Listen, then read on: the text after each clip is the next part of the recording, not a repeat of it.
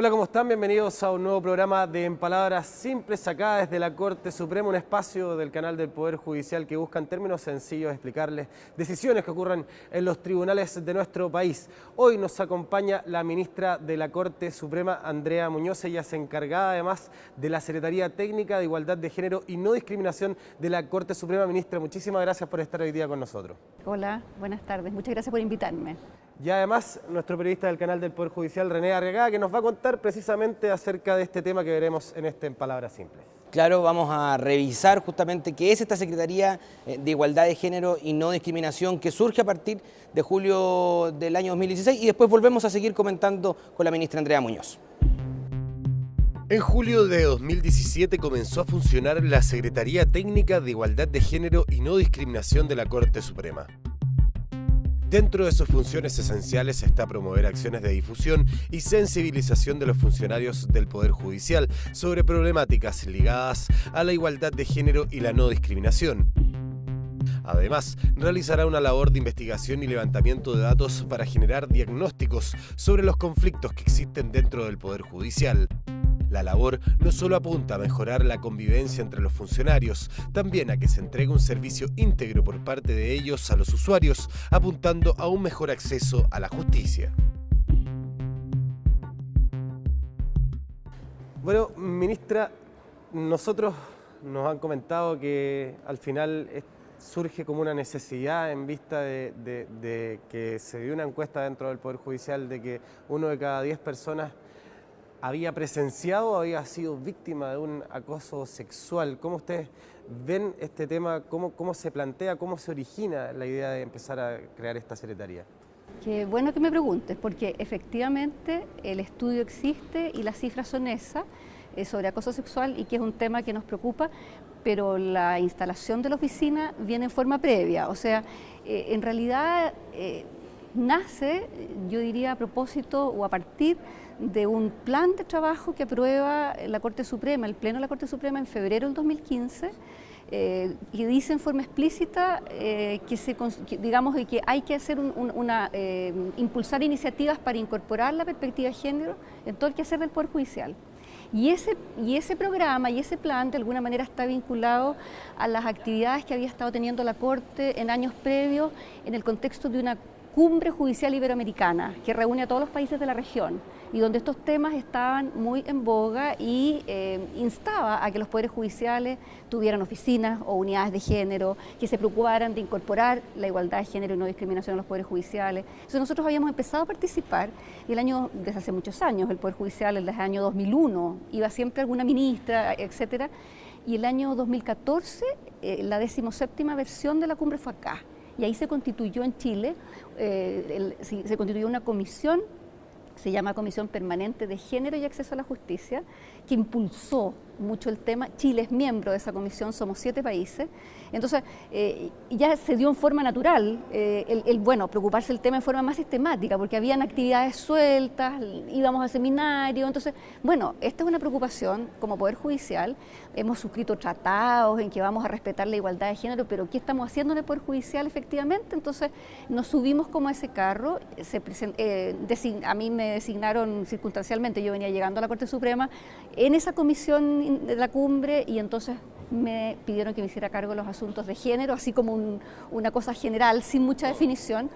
Y fue muy interesante el trabajo porque la Corte cuenta con determinadas como direcciones dentro de la Suprema, la Dirección de Estudios, la Dirección de Comunicaciones, etcétera, de Asuntos Internacionales. Entonces, hubo profesionales de cada unidad que me empezaron a apoyar y levantamos un programa. Y en ese programa que aprobó el Pleno en febrero del 2015, se dice, mire, vamos a hacer un estudio diagnóstico para saber cuál es el estado del arte en el Poder Judicial, vamos a empezar con algunas actividades de sensibilización, vamos a aspirar a tener en el futuro una política de igualdad de género que se base un poco en la encuesta, ¿te fijas? Entonces partimos. Y en ese contexto surge este estudio que licitamos, un estudio que lo hizo una consultora externa y que efectivamente tiene varios ejes interesantes, pero devela el tema que tú estás contando, que es el tema del acoso.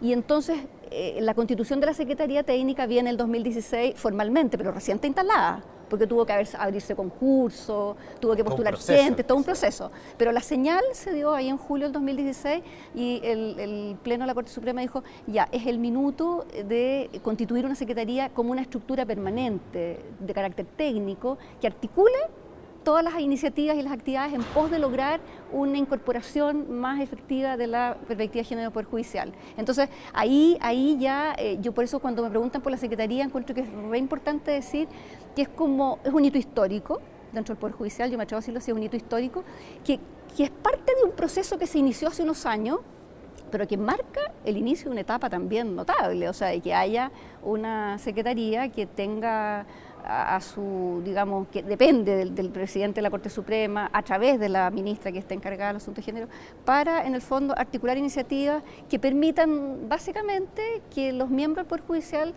tengan la posibilidad de desempeñarse y desarrollar una actividad sin discriminación, sin violencia, etcétera.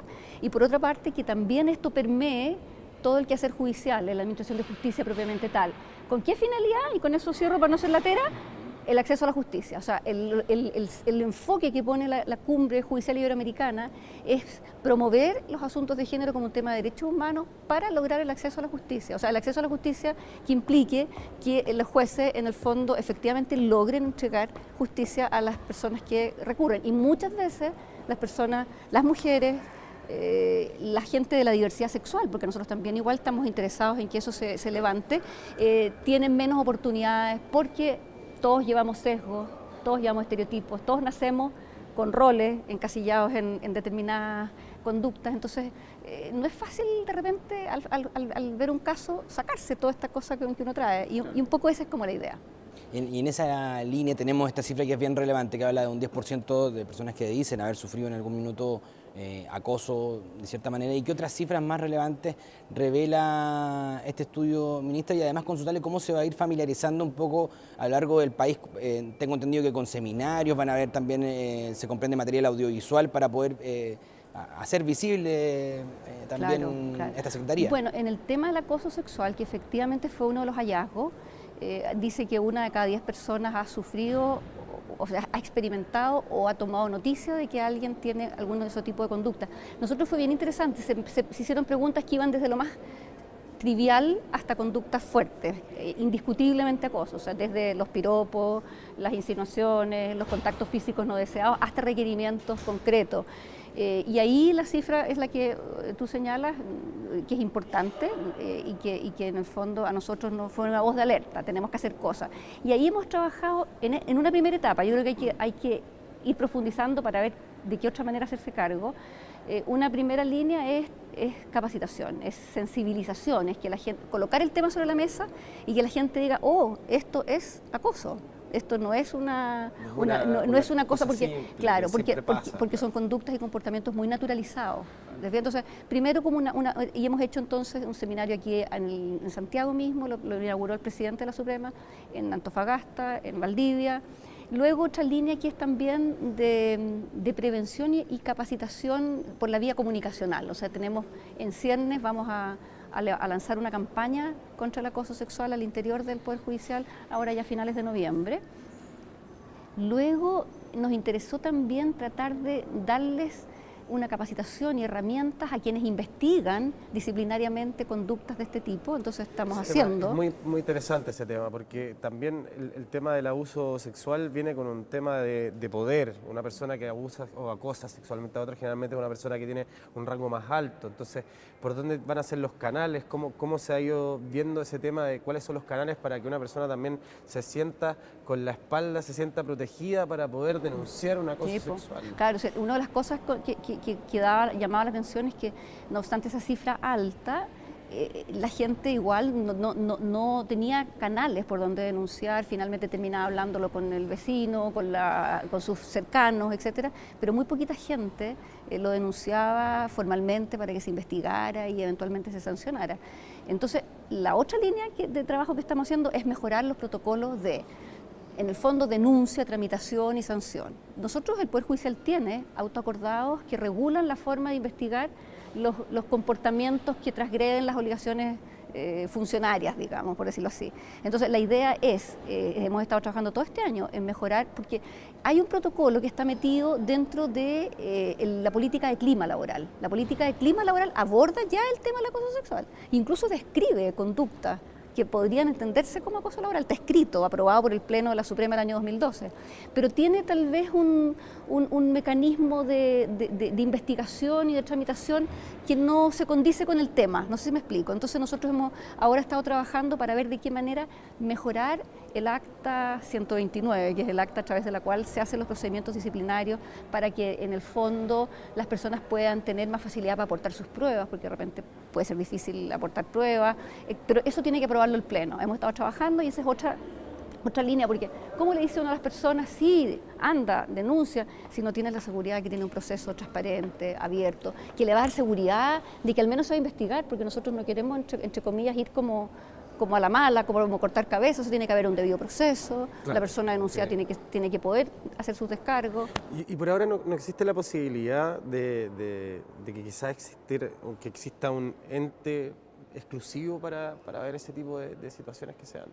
Fíjate que cuando nosotros cuando salieron los resultados del diagnóstico, recorrimos todo el país, las 17 jurisdicciones, fuimos a cada corte de apelaciones y hacíamos talleres contándoles los resultados del diagnóstico y preguntándoles cómo creían ellos que se podía solucionar. Y salieron millones de ideas. Y mucha gente decía, debiera haber un órgano externo que investigara. Otro decía, tenemos que tener un decálogo de conducta. O quizá un poco de ambas, una mezcla de las dos. Claro, otros decían, tenemos que tener apoyo psicológico. Bueno, estamos en eso. O sea, una parte es ver de qué manera mejorar el protocolo propiamente tal como nosotros somos jueces, como de cómo se investiga, cómo se prueba, cómo se sanciona. Pero estamos viendo de qué manera mejorar la orgánica. ¿Dónde? ¿Quién recibe la denuncia? ¿Hay alguna, por ejemplo, posibilidad de hacerle una especie de examen de admisibilidad antes de que vaya a ser conocida por un fiscal? Claro, todavía eso no está totalmente delimitado, pero ojo, al día de hoy, quien tenga una denuncia, existen canales formales, o sea, lo denuncia a su superior jerárquico, esa persona en el fondo, esa persona lo tiene que derivar, por ejemplo, a la Corte de Apelaciones. La Corte de Apelaciones designar un fiscal que instruye, que levanta cargo, pero son largos los procesos, se demoran. Entonces la gente finalmente como que se desalienta, ¿te fijas? Y hacerlo un poquito más efectivo. En poco tiempo, además. Ministro, muchísimas gracias. Yo, para redondear, entonces esta Secretaría, por un lado, busca combatir la discriminación, que es muy importante, el poner el tema de la igualdad de género, pero no solamente que se entienda, que la gente entienda que esto no es solamente para el interior del Poder Judicial, sino que también tiene que ver con las mismas conductas que los funcionarios realizan con los usuarios, al final. Con los usuarios, atención de usuarios, súper importante, sí, pues. Muchísimas gracias por haber estado hoy día en Palabras Simples. Ya, pues, muchas gracias. Y René, también me despido de ti. Muy importante tema, muy probablemente también el resto de los funcionarios del Poder Judicial a lo largo de todo el país se van a ir enterando a través también de estos otros mecanismos, de los seminarios, también del material audiovisual que prontamente también va a estar disponible para poder acercar este tema tan importante como es la igualdad de género y la no discriminación. Así que esté muy bien. Ya, pues. Sí, y a ustedes, como siempre, dejarlos invitados a que visiten nuestra página www.poderjudicialtv.cl. Que estén muy bien.